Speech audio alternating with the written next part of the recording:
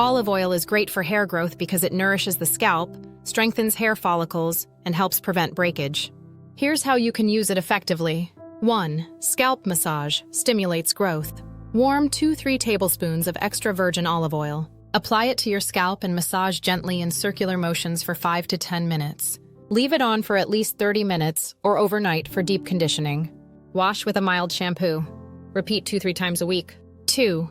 Olive oil hair mask. Deep nourishment.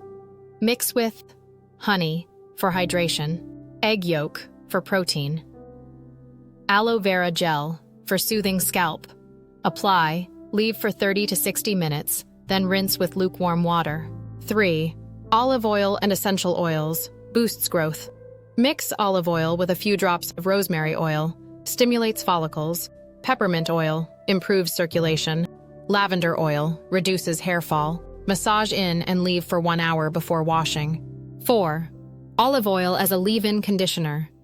Use a few drops on damp hair to prevent frizz and split ends. Would you like a specific method based on your hair type?